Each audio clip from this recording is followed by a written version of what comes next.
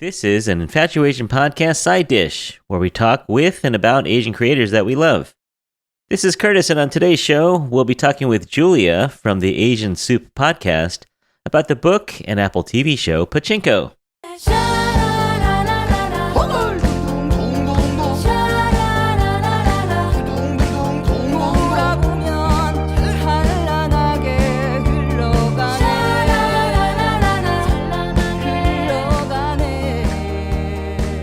Hey everyone, how's it going? Welcome back to the podcast. We're doing another side dish, not a main episode. These kind of come up, how do I say it? More spontaneously, a little bit more last minute, and then we just do it. The other ones, I try to plan ahead of time, so we record those weeks ahead of time. But this is going to be last minute, and it's something that we wanted to do just for fun. So today we're going to talk about the show Pachinko. We might talk about the book a little bit, but honestly, I haven't read the books. We're going to talk mostly about the show on Apple TV Plus. And today we're joined by an old friend. You guys know Julia. Welcome, Julia. Hello.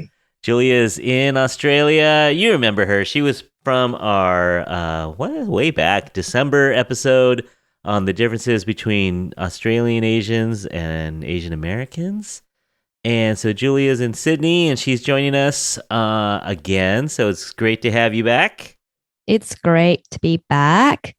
I was really nervous when we were recording that episode, actually, about the Aussie versus American episode. But I'm feeling a lot more relaxed today. I think maybe because it's just you and me, Curtis. Just feels like two friends chatting now. Yeah. So yeah, I'm really excited. And we've hung out a couple times since. We have, and we've been chatting a lot since then. So yeah, prior to recording that episode, we didn't know each other. Yeah. And then now we're friends. Yeah, we hung out just last week, I think. Was it last week? Yeah, last week. When we say hang out, it's always on Zoom. Unfortunately, we're not quite flying around the world yet. Someday, though, that'd be fun. Yes.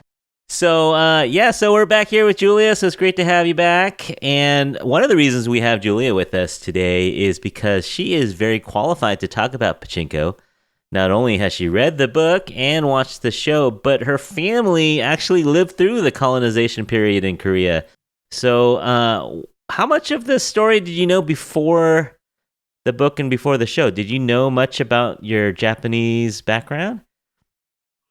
I wouldn't say that my family has a Japanese background. I'll still say, yeah, we are. You say I'm qualified to speak on this topic, but I'm actually not, because I'm still learning and there's a lot that I don't know. But yeah, through reading the book, I am actually learning more. But yeah, my grandparents on both sides of my family, they lived through the colonization. Not just me, but anyone around my age or anyone with grandparents in their 90s, they would have had grandparents who lived through it, which meant that they would have been educated under the Japanese rule, meaning that they was, you had to speak in Japanese and you weren't allowed to speak, study Korean things and stuff like that. But yeah, I knew a little bit about it, just through history classes or maybe just conversations here and there, but not to this depth, to be honest. I knew that my parents, my grandparents on both sides could speak Japanese, especially on my dad's side, because I lived with those grandparents growing up as a kid. We lived in the same household and they would sometimes speak Japanese to each other. And that's when I sort of picked up oh, how come you guys can speak Japanese? You're Korean. Yeah. And I wasn't really a smart kid, so I didn't really understand. I just thought, oh, cool, they can speak another language, but I didn't really think too much of it. Well, it's one of those things too, is you just don't talk about it a whole lot, probably, because it wasn't a great time, it wasn't. Yeah. So I actually found out as an adult that my grandpa, he lived in Osaka for 20 years. Yeah. And even just the other week, because we recently recorded an episode on Pachinko on the Asian Soup podcast. And I gave my dad a call just to do some research. asking more information about my grandpa, like, why did he live there or how long did he live there? What was his experience like? Because he's passed away now. And my dad just said, or my mum and dad, they just said that my grandpa never really spoke much about it. So it was just like I think an area, like a time in his life that like a chapter that he just closed. And yeah, it wasn't something that was really, discussed, I guess. Yeah. Yeah. And, watching the show, you kind of realize why, it wasn't happy times. I jumped the Yeah. gun. I totally forgot to mention that Julia is the co-host of the Asian Soup podcast. And yeah, that's how I knew that Julia had this background, because I listened to their episode on their podcast. So everyone go check that out, the original, and you'll hear a really cute phone call between Julia and her grandma. And so I learned a little bit about Julia's family through that podcast. And yeah, it really is fascinating and a little sad. It's not happy times, but yeah, that you didn't totally know that your grandpa lived in Japan for 20 years. That's for young people, that'd be a lifetime, right? Yeah, 20 years is a really long time. And I think my dad told me about it so I've actually studied Japanese culture and the language throughout my teens and 20s. And I think when I went to Osaka for the first time, I told my dad, oh my God, all the grandpas in Osaka look exactly like our grandpa, like the way they dress. And dad was like, just a passing comment. He was like, well, maybe it's because grandpa lived there for 20 years. And I was like, what? You never told me this. I didn't know about this. So I think that's how I first learned about it. It wasn't like this common knowledge in our family. Yeah. That, maybe it was. And I'm actually the youngest. So maybe they just didn't think to bring it up to me. Right. But yeah, like that's just 20 years is a really, really long time. Yeah, and I think after the war, that's when he went back to Korea.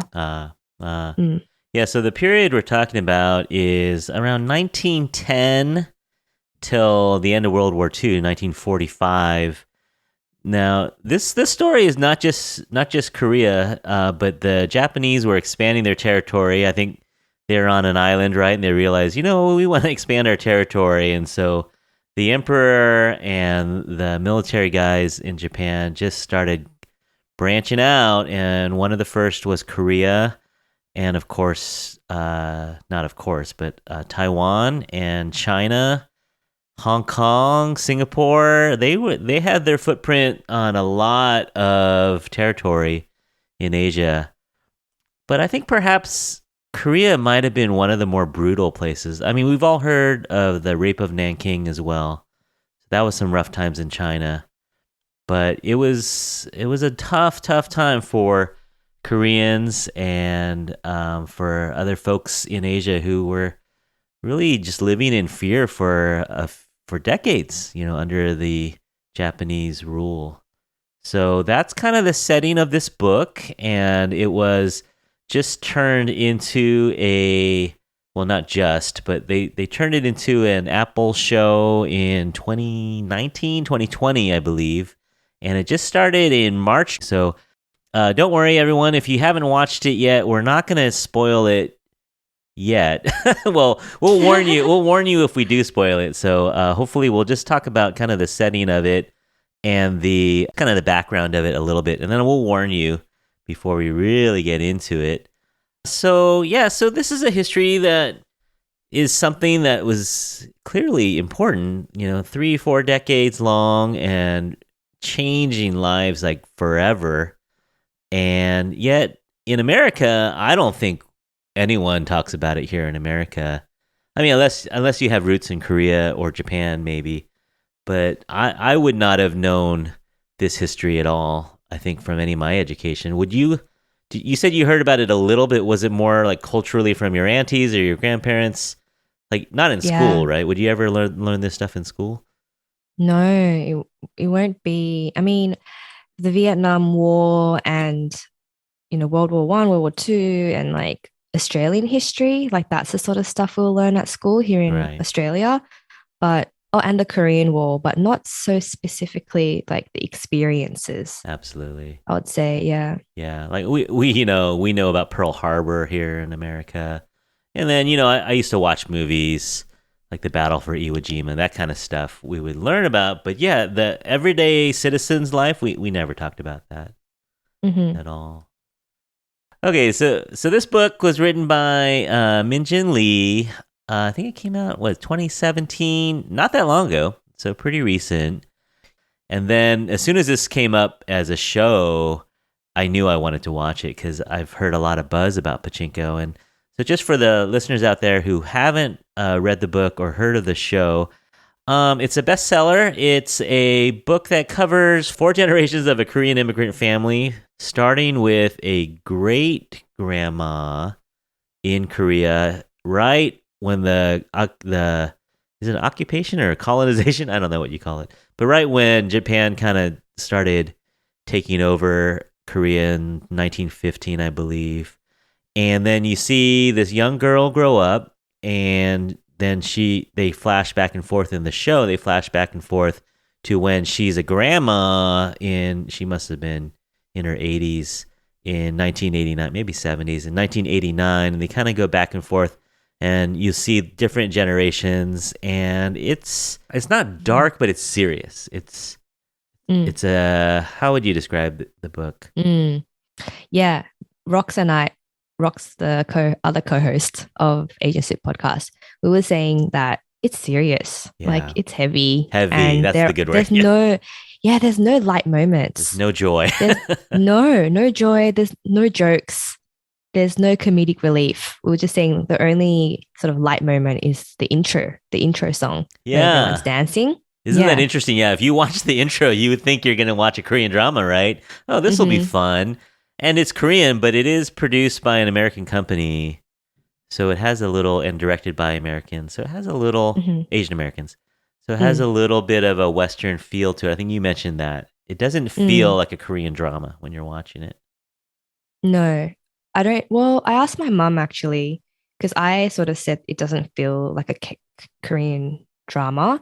I think Rock said it felt like a international sort of indie movie sort of feel. Yeah, I agree. I asked my mum what she thought because she's been watching it too, and she said it feels like a Korean show, Oh, okay. which means that the script and the acting from a Korean's point of view, it's pretty good. It's good. It Hmm. doesn't feel, when you watch like an American show Yeah, or American movie, and then you got like that Asian come on and they're speaking Korean or something or Chinese, and you're just like, yeah, that, they're actually not Korean or they're not Chinese. It's yeah. like someone pretending to be. You're just like that token Asian, and you think no one will notice, Right, right, right, but you right. do. Yeah, Yeah, but then this is legit. Like we've got real Korean actors yeah. acting, so it does feel like a Korean drama. Um, I wouldn't say it feels like a Japanese drama, if that makes any sense, because something that bothers me so much is, I mean, the Korean is great, absolutely fluent, but the Japanese, some parts of the Japanese is so bad Uh, that that actually throws me off a huh. little bit.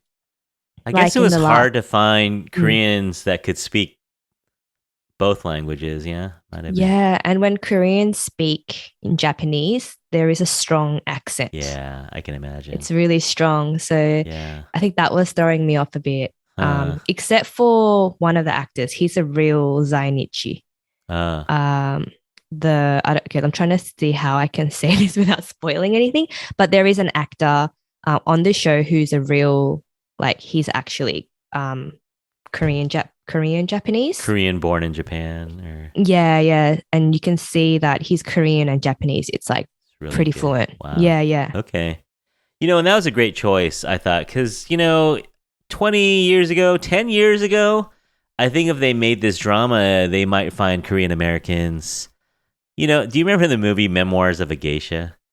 Yes. It's like it's supposed to be, these Japanese women, but they're all speaking English with different accents Mm, and, no subtitles because, of course, Americans didn't like subtitles. Still, a lot of Americans don't like subtitles. But I think now is the time when you can do subtitles and Squid Game and all these Korean dramas, people are willing to read subtitles, and so it's perfect because you got three languages going on, a little bit of English, but mostly Japanese and Korean, and they very tastefully or very cleverly have different colors. So if they're speaking Japanese, it's blue, and if they're speaking Korean, it's yellow, and English is white.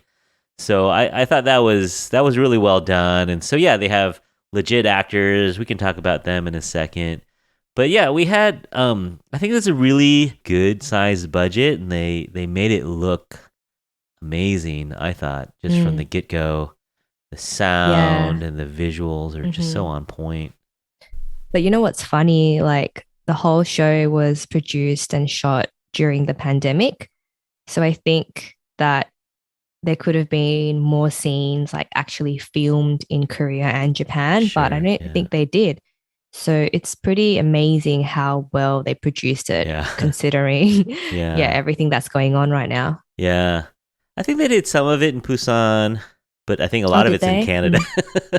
Yeah, that's what I thought. Yeah. In Vancouver, it's kind of random. Yeah. I guess they needed the ocean or something like that. Oh. But yeah, so this is a topic that is near and dear to some people's hearts, like your grandparents and others. And I apparently it's still a thing, like I know that when I was in college, I had several friends. My roommate was Korean, and I had several other close friends that were Korean, and they said they were so happy when Hyundai came out and Kia, because they were either going to buy only an American, European, or Korean car. They would never buy a Japanese car, and these are American-born Koreans. But I think they've been told from their grandparents or their elders, you will never buy a Japanese car. Right. I think my generation, we're in different generations, I feel. You and I, Curtis. Yeah. Yeah, we are. So I grew up, so I was in college. I was in high school in the 80s and college in the 90s. So that generation was a little closer. I mean, my generation is a little closer to, so it wasn't our grandparents, it would be our parents who could speak Japanese if I were Korean, Yeah. I wouldn't say I have like friends who were so anti, but I do have moments where, okay, for example, once I had this Adidas jacket that I bought, with like the 3 stripes on the arm, and that was like so cool in high school. Yeah. And I bought it on sale. And it happened to have the Japanese flag on it. Oh. And I just thought, oh, whatever. It's such a cute jacket. It's this bright blue and it's perfect fit. So I bought it, and it quickly became my favorite jacket. At the time, I was pretty heavily involved with the Korean church community, as a lot of Koreans were back then and still are now. Yeah. And I got pulled aside by so many Korean adults saying, even people who didn't know me, they would be like, why are you wearing that jacket? You need to take that jacket off. Wow. Because of the Japanese flag. Yeah. And I was like, what? Why? I don't get it. As I said, I wasn't a very smart kid. Yeah. And they were like, no, you really shouldn't. And even though I didn't fully understand the history and the pain, I ended up just sort of not wearing it anymore because it was upsetting the people around me that much that, it was just easier if I didn't wear it. So, yeah, that's maybe an example. Yeah. Where, that's a bit anti. Like one generation up. So these folks weren't like your grandmother's age. These folks were like maybe 20 years older than you. Yeah. Okay. Yeah. About 20 years older than me. 20, 30 years older than me. Okay. Yeah. Yeah. I lived with someone whose grandma was born in Taiwan as well. And Taiwan was colonized for almost just as long, 50 years or longer. And it's interesting that Taiwan, I guess, was treated differently because they weren't as, is bitter the right word? They weren't as against Japan as other countries. And, I read a little bit I just tried to do a little research and I read a little bit. And yeah, maybe they were treated part of it too was China was so bad to Taiwan, so they were happy to have Japan there in a way, and they've kept the education system, and so Taiwanese folks who lived through that era don't necessarily feel the same kind of anger or deep scars that folks.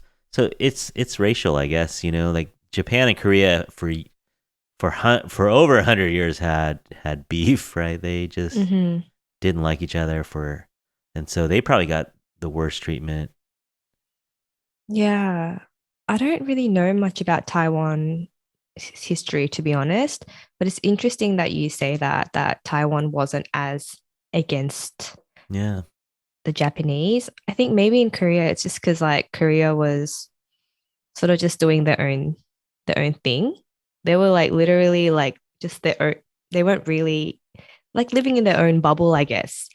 Um, and then yeah, this everything just happened, and it's pretty crazy how much the country has changed just from Oh, yeah. that war. Yeah. I mean, look, like Korea's split in half now as well. Yeah. Not blaming anyone, but just saying like that's just how traumatic it was for the country. Yeah. So yeah, I would say like that anger that you just mentioned, it still very much exists today. Um, I was saying that this in our episode as well, and something that we chat about amongst like our Korean friends is like that anger.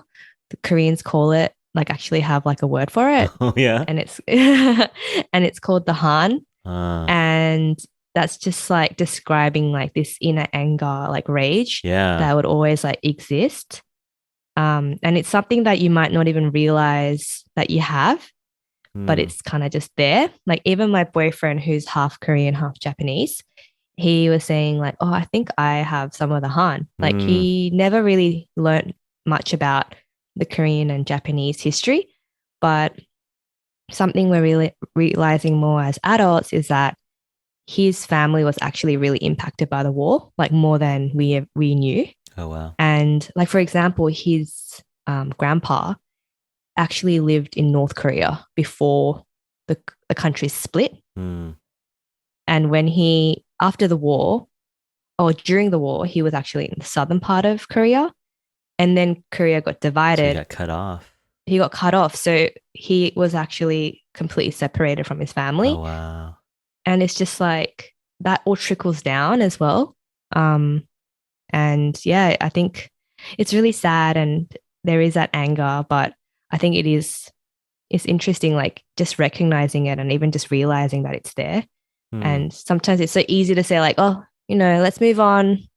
It's the past. Yeah. But it's not really like that as well because it's just kind of embedded, I feel. Yeah. In our lives. Yeah, it's just maybe it's hard for, like honestly, I don't have a show that is a direct parallel to my family's history, but have you ever watched the show Warrior? No. So it's on HBO. It was Cinemax, and it takes place in San Francisco in the 1800s. And that's about when some of my relatives came over. And just to see, and it's highly fictionalized or highly embellished history. But for me, just watching it, just thinking, what would life be like for my ancestors in San Francisco in the 1800s and having a whole country hate you and just not want you there at all. And you're just trying to live, you're just trying to eke out an existence. You're not even trying to get rich or take over anyone's job or anything. You're just trying to stay alive, right? And I just tried to think about that, as I watched Pachinko as well, and just seeing these people struggle. And that's the word I would use for this show. It's just struggle.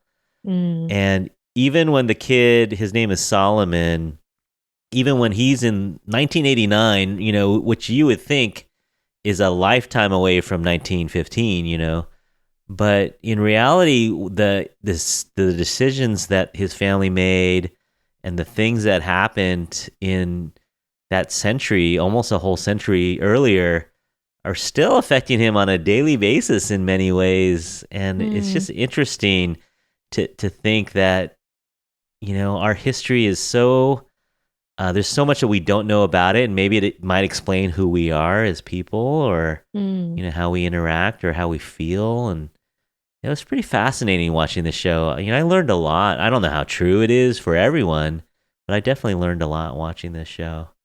Mm. You know what's really cool? I mean, even though you're one generation above before me, it's interesting because when I look at you, I see the future because you're like fourth, fifth generation Yeah, yeah. Asian American. So it's so cool because when I look at you, I'm like, oh, this is what my like grandchildren's grandchildren will be like.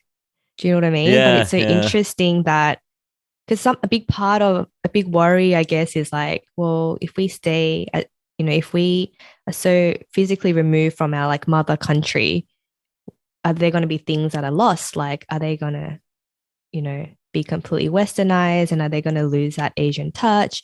But when I look at you and hearing that you watch Pachinko and you even thought about your ancestors in the 1800s, like that's pretty incredible. I feel like I'm like talking to my future great grandchildren. I don't know, man. Yeah, no, yeah, it's weird. It kind of we talked about this in our episode that we did together too, but it's just something that I got interested in later, and it's not necessarily something that all my cousins feel, even Mm, though we're the same generation. So it's interesting. It's sort of like a little feeling inside of me that felt like I wanted to know. And I guess I'm mm. just a nostalgic person too. I like Yeah. history and I like that. I like kind of knowing where I come from. But yeah, who knows? Your future. So we got to save this podcast for another 100 years and put it in a time capsule, and we'll let your grandkids listen to this. Yeah. Yeah, that would be cool. That would be super cool, right?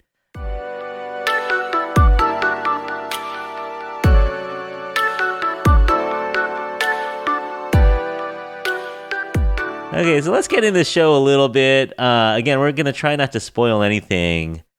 Um, we'll see. We'll see how it We'll goes. see. I hope we don't. I hope we don't. But okay, so it's written by Min Jin Lee, who is a Korean American. She was born in Korea and moved to New York when she was 7. Super smart girl. She went to the Bronx Science High School in New York, really well known high school.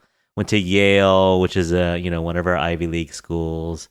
Georgetown Law School, and she actually married a half Japanese man, a hapa that we say out here. And so she actually moved to Japan for 4 or 5 years, but now she's in New York again. And I thought that she had history. I thought this was sort of autobiographical in some ways, but it's not. Like she doesn't have this history herself, even though she's a Korean American.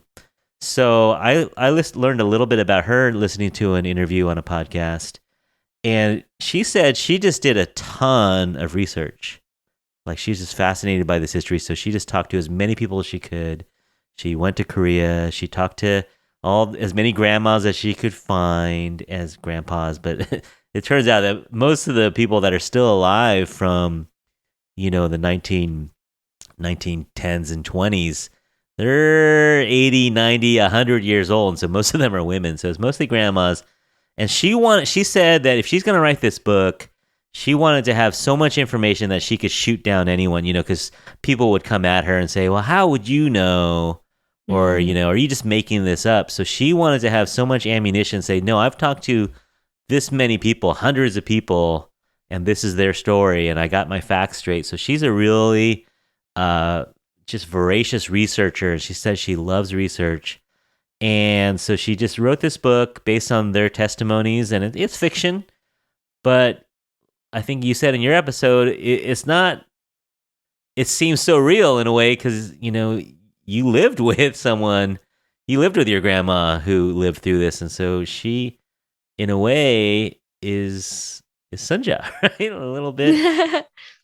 Yeah, I mean, my grandma didn't live in Japan, but I think yeah, I really want to thank the author, like Min Jin Lee, for creating a book like this and writing a story like this because, my grandma isn't a woman of many words.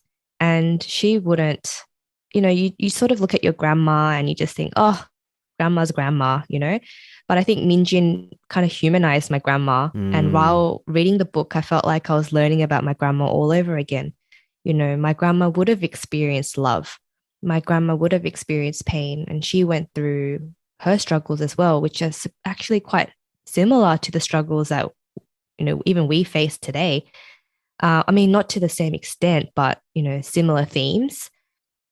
So I think, yeah, I did think about my grandma a lot. And I remember reading the book as well. I also thought, who who wrote this? Because I didn't really know much about Min Jin Lee. I wasn't sure if Min Jin Lee was a Korean person who wrote the book in Korean and if the book got translated into English, Yeah. like Haruki Murakami, for example. Yeah. He writes everything in Japanese first. So I wasn't sure if it was like that. But then I heard she's a Korean American. And then I think that even hit home more for me because I'm a Korean Australian. And it's basically like someone like me writing this book, right? And she's Right. got a partner who's half Japanese. And I think that would have, I have a partner who's also half Japanese. And I think that would have opened up a lot of conversations as well because with your partner, you talk about things like this, Sure. like what was it like for you? And you compare stories. So yeah, I don't know. I think it all kind of makes sense at the same time, but no one really has done what she's done yet. Yeah, amazing. So I think it's really special. And I think she's really paving the path for more authors. Right. I mean, we've got like Crying in H Mart and lots of other books and stories being told now. But I think, Pachinko by Min Jin Lee, that's like, she's like, what's the word? Like the trailblazer. Trailblazer, in this field. Yeah. Min Jin, you got to come on our show. Shout out to Min Jin, Min Jin, please come Min by. Jin on me. Yeah, she's about my age. She's like 1 or 2 years older than me. Wow. Yeah, so she's not super young, not super old. She's kind of, in that generation where maybe her parents or grandparents, maybe her grandparents. Yeah, probably her grandparents might have lived through that era. But so just written from research, not having lived through it. But yeah, she has no accent at all when she speaks English. Like she's a Korean American girl. She's not a girl, she's a woman, yeah. She's super intelligent, super smart, well-spoken. Really? And funny. Yeah. She's really funny. Yeah. I thought she'd be so serious, right? Because like you said, this book is serious and heavy. Yeah. But she jokes. Yeah, she's really funny. So actually, I would say that the book is bit funnier or lighter than the show. The show is way heavier. Okay, yeah. Yeah, no, yeah. You got to be ready for this show. It'll wreck you a little bit, this show. Directed by Justin Chon and Kogonada. Justin Chon, from Blue Bayou. I actually haven't seen that movie yet, but he's Korean American. Kogonada, I don't know him. He's known for like videos, not movies per se. But so he was those two directed 4 episodes each. It's an 8-episode series. Just finished last night. Well, for us last night, for you 2 days ago.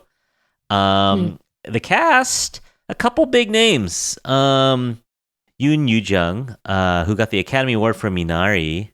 Amazing actress. So she's like, I guess, Meryl Streep of Korea, right? She's so well known and just done it for years and years. Cute little show. Have you ever seen Yoon's Kitchen? It's a reality show where they set up, they open a restaurant and she's like the cook. And they have other celebrities working as waitresses and waiters. Oh, what? Yeah. Is this on Netflix? I don't know where I saw it. Maybe Vicky, but it's cute. So she's in the kitchen. So they're not professionals at all. And they're in other towns. So the one that I saw, they're in Spain. And so they were cooking Korean food in a touristy town. And actually the guy from, everyone's going to get mad at me because I can't remember his name, but the guy from What's Wrong with Secretary Kim? Park Seo-joon. Yeah. Yeah, so Park Seo-joon was one of the waiters. So yeah, you would like it. It's really cute. And she's so cute in this drama. In that reality show. But so she got the Academy Award. So she's well known now. And really well known in Korea. Well, she was well known now in America, but really well known in Korea for years and years and years.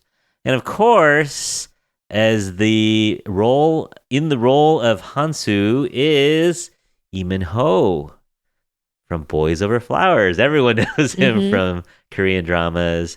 He was also in The King, The Eternal Monarch, and Legend of the Blue Sea.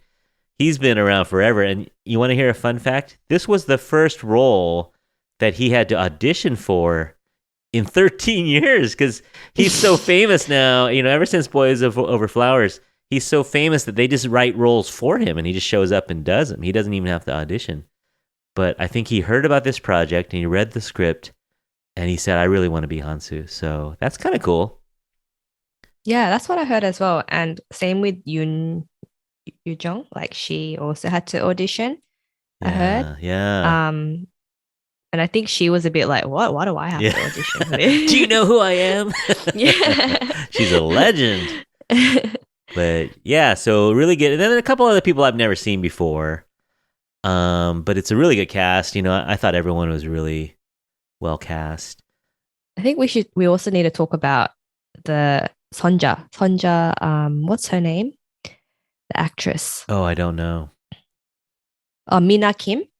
Oh yeah. Yeah, so Mina Kim is actually, what's the word where she's like new? Oh, What's the word when she debut. rookie? Oh, okay. Yeah. Yeah, this is kind of like a big debut, really big moment for her because no one actually knew about her. Like she wasn't a big actress at all.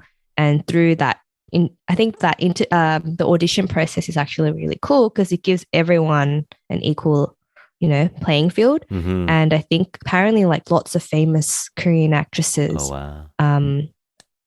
Applied for this role and auditioned for this role. And this basically like This- Min Lee that no one knows about, Uh-huh.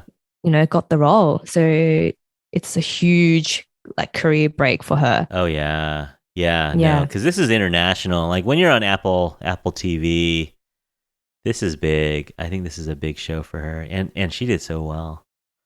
She did amazing. Yeah. Yeah, I think I actually prefer her acting over Imino. Well, yeah. I mean, Don't cancel me, but well, no, but that's just what I she think. had more range. She had the whole range from a teenage girl who's innocent and just full of wonder, a little bit defiant, all the way through just being a mother of two kids and determined to save your family no matter what. I mean, it's a tough role for, It is. I mean, how old is she? She's probably 20 years old. Like, for a young actress who've never really done something on this scale ever.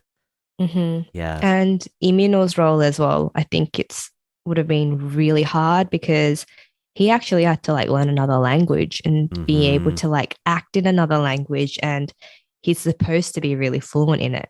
Yeah. So, he has a very complex story as well. His arc is interesting as a character. Hansu's arc is very complex, right? And so, yeah, it took a little bit of acting, and he's not necessarily known as the most versatile actor.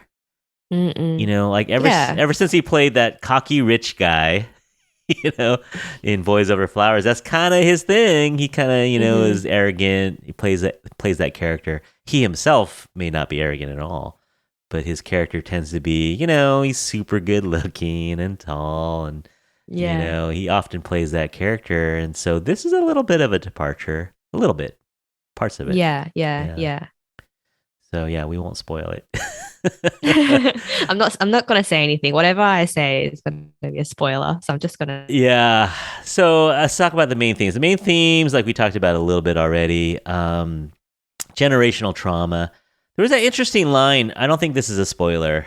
Well, maybe it is. All right. I mean, I won't say it. We'll decide after. Okay, so there's this one line where early on, episode 1 or something, when they're talking to old Sunja and her sister-in-law are saying that I think Solomon's the one who's going to break the curse or something like that. Do you remember that? Something like that. Yeah. Yeah. I don't think that's a spoiler, right? Is that a spoiler? I don't think so. It doesn't really. Yeah, I don't think it ruins anything. But I think it just was kind of like they felt like they were cursed for all these generations, and they were just waiting for someone to come along and break this curse. So this generational trauma from, way back, almost 100 years ago, still follows them today. Well, today meaning 1989. And then the other theme is just survival, right? It's Mm, so tough. I can't imagine, raising a family in this situation, having a newborn, and just always fearing for starvation or just just making some soldier mad or something. Anything that you do could ruin your family, anything. So yeah, this is tough to watch. And then there's mhm. just straight up classism and racism. Asian on Asian racism is a thing. Chinese people, Japanese people, Korean people. There's a lot of distrust. There's a lot of xenophobia. There's a lot of just otherism, even in Asia. So out here we're always thinking, oh, that's so racist or whatever. But when you go to these other countries, you'll hear your relatives or you'll hear someone say something. You're like, wait, what? Yeah, Yeah. happens. Yeah, so there's severe racism in this show. So it's just a heavy, heavy show, but I couldn't take my eyes off it. I couldn't wait. Every time an episode dropped, I just wanted to watch it as soon as possible. So, Yeah, yeah. Another theme that I thought I might add, I don't know if this one is more a theme for the book, but I would say it's love. oh yeah, yeah, for sure. Would you say love is a theme in the show? Absolutely. Yeah. Like a love story, you know? Um, I just feel like I kind of see the book as Sonja's like love story in a way. Yeah. Imperfect and broken and traumatizing, Mm, yeah. Yeah, it'll it'll wreck you a little bit, people. So hmm prepare yourself. Get your tissues out. It's a tough watch, but yeah, again, it's one of those things that isn't gonna make you feel good, but it's gonna make you feel Yeah. something. You're gonna feel something when you watch this. Did you did you cry in any of the scenes, Curtis? You know what scene really got me, and it wasn't necessarily crying out of sorrow. But okay, should we do the spoiler? All right, let me do. Yeah, yeah. Okay, all right, everyone. So we've come to the point of this episode where we cannot hold back any longer. We're going to talk about the actual plot. So if you haven't watched the show, please go watch it. It's definitely worth a watch. I don't know if you have Apple TV Plus. There's a 3-month trial. Like I got a code for a 3-month trial, so that's enough to watch 8 episodes for sure. It's all out now, so you can watch them all. Even if you had a 1-month trial, you could definitely watch it all. So I highly recommend it if you can get it. Get a trial or subscribe to Apple TV Plus.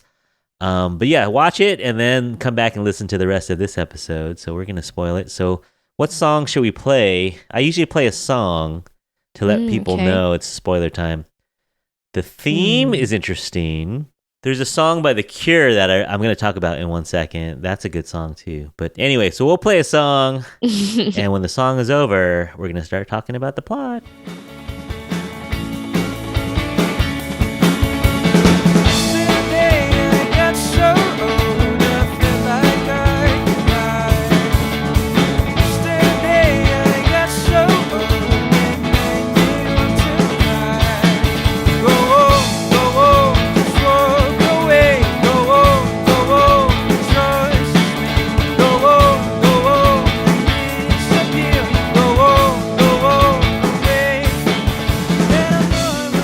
All right, so the scene that really wrecked me, or I just really loved in a way, was episode 4 at the end when there's the grandma who owns the building that the bank wants to own, and she agreed to sell it for a ton of money, and she goes to the bank in Japan, and all these Japanese bankers are there, all the presidents are there, and they're like, oh, they're bowing to her, and they're saying thank you so much for coming in, and they're really treating her like a queen. And she's about to sign, and then she looks at Solomon. So she starts telling this story in Japanese, and then she says, "When I came to this country, Japanese people hated us, treated us like dogs. We were fearing for our lives." And she's telling this story, and then she switches to Korean, and she looks at Solomon, who's the only one in the room who understands Korean, and she just says, what would you do if every drop in your body, every drop of blood in your body is telling you not to do something? What would you do if your grandma was in this position? And he just looks at her and says, I wouldn't sell. That got me, and he's gonna lose Mm, his job, and mm. it has huge ramifications on him. He can't go back to America, because he's not a citizen. It had and then he just is stunned that he even did that, because he basically sabotaged his own whole career. And he goes outside. It's pouring rain. He takes his suit off. He throws it on the ground. Throws his tie on the ground. And there's this band in the subway, some buskers, playing this Cure song in between days, which is from my youth, from my high school days.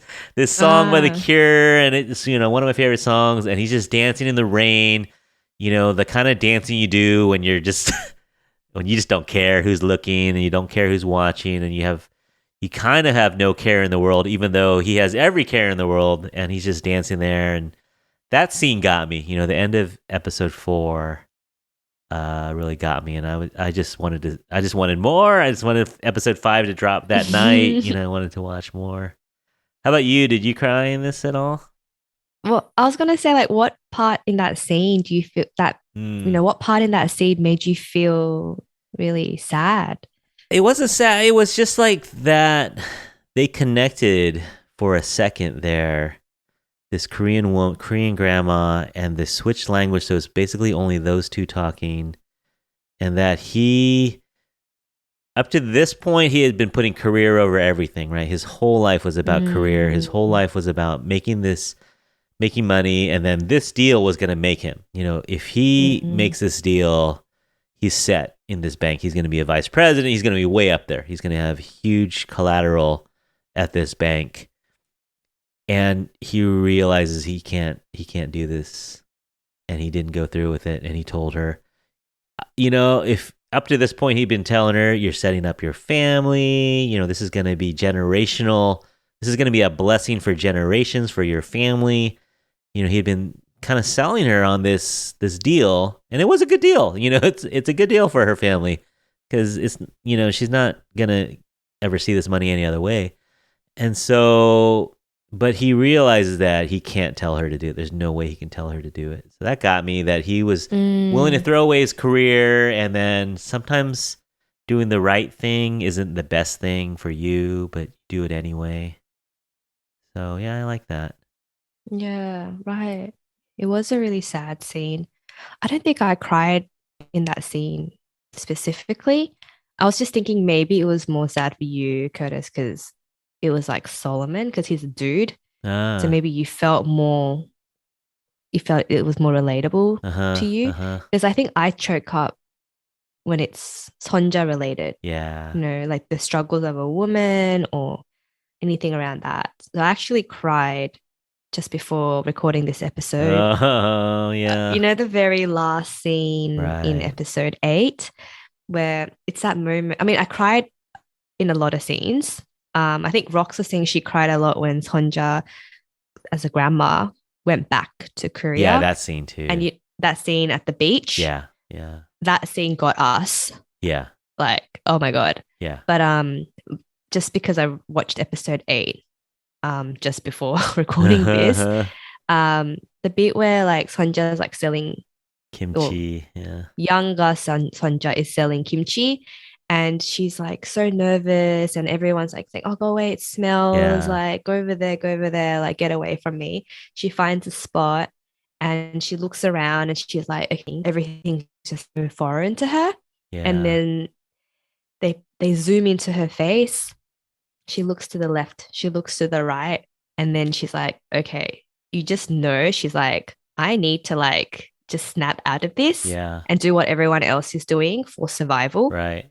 And she just starts going out and saying like, buy my kimchi, because it's actually really hard if you're not someone who like yells Yeah. normally. If you're someone who's quite quiet and reserved, and you just know how to work hard quietly, this is a really hard thing to put yourself out there in Yeah. front of all these people and setting yourself up for rejection pretty much, Yeah. and saying like, oh, buy my kimchi, buy my Yeah. kimchi. That really got me. Yeah. That scene was It got amazing too. Yeah. The way they filmed it, And then they have the drone shot or whatever, Yeah, at the end. Oh Yeah. man. Yeah, and then just the looks on people's faces when she walks by, and you just feel so bad for her. And yet then she kicks it into gear, she locks in and says, this, I got to do this to survive. And I'm going to do it, hmm cuz It's almost like yeah, go a ahead. switch went off Yeah. Yeah. that moment, and they captured that so well in the Yeah. show, like in that last scene. Yeah. Cuz she had kind of lost that too, because she had, when she was younger in Korea, she was a little spunky, walking through the marketplace in Korea. Like Mm, she owned the place, and the soldiers, you remember the scene, the soldiers walk by and everyone looks down and she's the only one that doesn't look down, and Hanzu notices that, right? And mhm. so she had this a little bit of a swagger and a little bit of moxie, that someone like Hanzu would notice her out of all the girls and all the women. She's the one that he notices. But she lost that. She lost that once she got pregnant, and she had to just stay alive, and and she married a pastor, and all this stuff. She lost that little gumption, and then at the end there, she realizes she has to stay alive. And Yeah. yeah, I really don't like the brother-in-law because he didn't help either because he kept bringing her down. Every yeah, time she was there to like save the day, his ego would yeah, get in the way and be like, "Oh, I can sort this out." La la la la. yeah. And she's like, "No," but I love that she still always stood up for herself. She's always like, "No, you can't. How Politely, are you yeah, gonna do it?" yeah, Or politely, yeah, yeah. which is like pretty cool, because Korean culture is very patriarchal, Very especially back patriarchal. then. So Yeah, for her to like stand up for herself, like if you compare her to the sister-in-law, right. the sister-in-law is like, "Oh, husband, Yeah, it's all good. Yeah, maybe we'll listen to you." right, right. And that scene where the sister-in-law starts, I think she starts crying when she's like, "I've lived here for like a really long I time, can. and you just got here, Yeah, Sonja." yeah. And just seeing you do that makes me feel so pathetic. I think I cried at that scene as well because Sonja's such a strong character and Yeah. she's so inspiring. Like you can apply that even to today, Yeah. to stand up for yourself and to, not be afraid. Yeah. Did you Yeah. also tonight's scene? Did you see the scene where her son Mozazu is like, "Oh my gosh, what are we gonna do?" And she goes, "It's just a woman dying. Get over it." I was kind of like, "Ooh, such a a little tough." Yeah, yeah. And that scene when Mozas is like, "Oh, you know, are you gonna let that happen to That's rough. uh Yeah. yeah, that what scene I'm talking about Yeah. where she's like, "Oh, what happened to Noah?" And then she didn't back down and she's like, "No, I would never let that happen." Yeah. La la la la. She always fights back. Yeah. And yeah, that's just so brave. And that's a little tidbit we should say to pique your interest for a season 2. Yes. So we're gonna learn a little more about Noah, I think. I cheated and I didn't read the book, but I looked at the Wikipedia synopsis. So I know a little bit. I don't know if they're gonna do it exactly as the book. It's not exact like the book. But yeah, so I think we're gonna get a lot more Noah and Mozazu in the next one. And and Hanzu makes a big comeback. I was telling Viv, my wife, I was telling her, "Oh yeah, Lee Min Ho's only in like the first 2 episodes," but I didn't realize that he was gonna have such a important role even going forward. Like You when, mean like for season two? yeah, well, no, what I mean, even in this season, where when Mm. she sails to Japan and he's standing there watching her sail away, I thought that was it for him. I thought we would never see him again because I didn't know the book, and yet he shows up every so often. Mm. Yeah, so I think that was sort of the beauty of the book. You kind of wonder, is that it?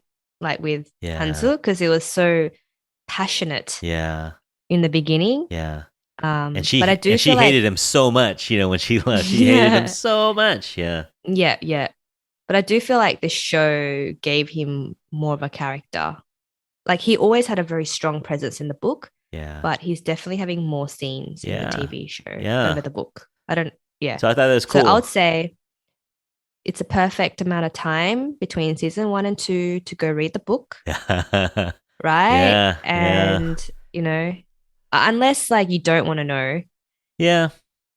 I don't think it it is would. I interesting don't think it though. would ruin it for me. Like even if I Mm. knew, Well, you Googled it. I know. You cheated. So I do So it know. won't ruin it for you. I ruined it for myself, but it's my own fault. Because I was wondering like how much are they going to wrap up in episode 8? I was like, is there a lot more, or is this just going to be done? Yeah. Oh no, you know what it was? I watched episode 8, and then it just seems so unfinished. And then I Yeah. said, there's got to be a season 2, right? So I looked at the Google. Then I looked at the Google. I was like, oh yeah, there's got to be a season 2 Yeah. because there's so much that we have to know. Yeah. And so yeah, so I don't think it's gonna ruin it for me. I don't think I'll still enjoy it. I know I'll still Mm. enjoy it when and if they say it's coming out. So hopefully it'll come out sooner than later. Yeah. Yeah, Hopefully. yeah. Waiting is so hard. It is. It is. So, we don't have to go too much in the plot. We don't want to ruin it completely if you haven't seen it. Some people don't mind spoilers. Some people, I guess I don't. I guess I just read that. But some people say they listen straight through our podcast, even though we're going to spoil it. So I don't think we spoiled too much for you. There's definitely a lot we didn't talk about that would still be interesting to watch, even if you heard us talk so far. Overall, if you had to give it, 10 stars out of 0 to 10 stars, what would you give it? For the show? Yeah. I would say, to be honest, like the first 4 episodes, I'll give it like a 9 out of 10. Yeah. But I would say the show as a whole, I'll give it maybe an 8. I don't know. It's just sort of Yeah, a little messy. I feel like towards the end, it got a little bit messy. And yeah, I don't know. I do feel like the beginning of the show was more fun. You know what I think? I think they were thinking that they weren't sure if they're going to do a season 2 or not, and they wanted to see some numbers. Because the whole episode 7 was just totally on Hanzu as a younger man. That was weird. That seemed out of character for the show because they had been jumping in time and jumping back and forth between stories. So that one felt a little bit more like a filler, like they were like... That was 100% a filler episode. Yeah. That doesn't really happen in the book, at least from what I remember. I was just like, what's going on here? Yeah. Like like they didn't go this much into depth at all. Yeah. Yeah, so it definitely felt like a filler. And it didn't match the rest of the show at all. It didn't seem to match the show. Yeah. Well, did you hear? I don't know if you heard, but I was reading like an interview with Min Jin Lee, and she was actually meant to be really involved in the production of the show. And then she was no longer involved. It happens a lot. And she said, they were like, oh, why? And then she just said no comment.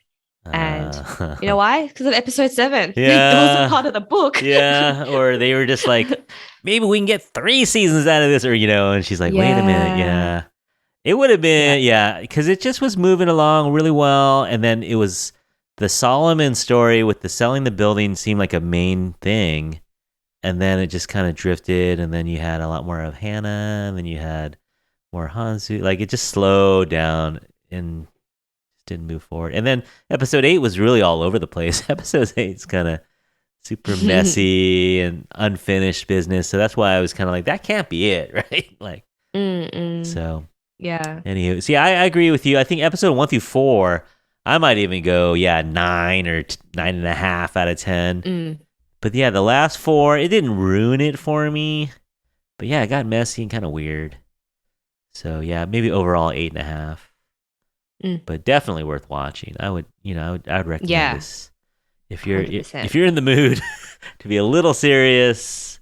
Yeah, you can watch another Korean drama for romance or laughs, but this one will get you thinking, and it's beautiful to look at. And music and the story and the acting, everything's solid. Well, Julia, thanks for coming along, man.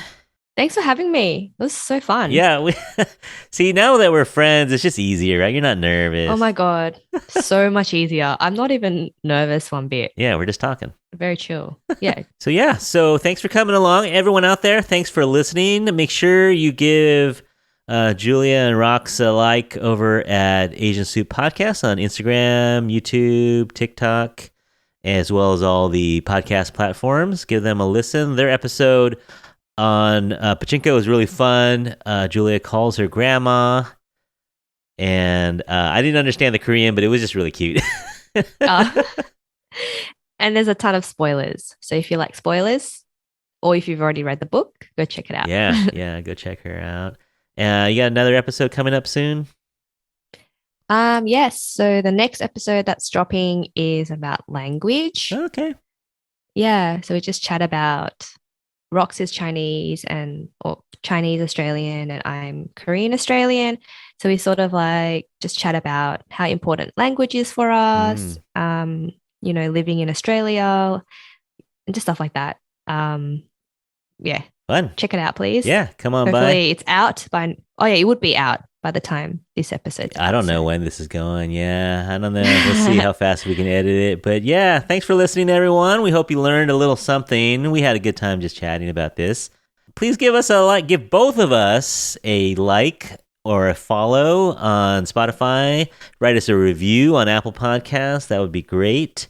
That helps us get recommended to other people that may not know about us. And we're dinky. We have no budget for advertising, so you gotta spread the word out there, people. So let people know that you like us. So until we talk again, on behalf of Julie and myself, we hope you're all happy, healthy, and safe out there. Thanks again for listening. We'll talk to you soon. Bye. Bye.